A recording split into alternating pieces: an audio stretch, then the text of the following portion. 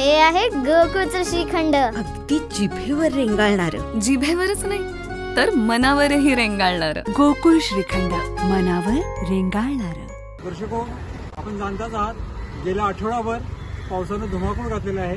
पंजनगाव नदीनं चौथ्यांदा पाण्याची पातळी ओलांडलेली आहे आणि आता पाण्याची पातळी वाढत पाणी आता जामदार क्लबच्या दिशेने चालू आहे, वाढत चाललेलं आहे. नागपूर गगनबावडा रस्त्यावर मांडुकली येथे पाणी आल्याने हा पण रोड बंद केलेला आहे आणि सर्वात महत्त्वाचा, कोकणाला जोडणारा अनुस्कुरा घाट सुद्धा वाहतुकीस बंद झालेला आहे.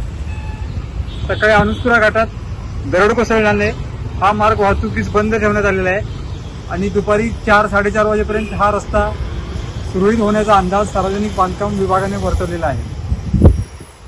गगनबावड्याच्या रस्त्यावर जाताना सांगोळमधून कळेला जाणाऱ्या रोडवर पाणी आलेले आहे. वारणा नदीच्या मार्गावर मांगले, सावर्डे, शिगाव, चावरे बंधारा पाण्याखाली गेलेला आहे. तुळशी धरणावरील भाटणवाडी बंधारा सुद्धा पाण्याखाली गेलेला आहे. धामणी नदीवरील शेळोशी, मासुर्ली व गारिवडे कोल्हापूर पद्धतीचे बंधारे पाण्याखाली गेलेले आहेत. वेदगंगा नदीवरील पाटगाव, सुक्याचीवाडी, करडवाडी बंधारे पाण्याखाली गेलेले आहेत. सांगरूळ इथून कळेला जाणाऱ्या रोडवर सुद्धा पुराचे पाणी आलेले आहे. महेबीड धरणावर काल रात्रीच पाणी आलेलं आहे, त्यामुळे तिथील वाहतुकी सध्या बंद आहे. आपण जाणताच आहात, राधानगरी धरणाचे सर्व 7 स्वयंचलित दरवाजे पूर्णपणे उघडले गेलेले आहेत आणि त्या 7ही दरवाज्यात मिळून 11,500 क्युसेक पाण्याचा विसर्ग सुरू झालेला आहे.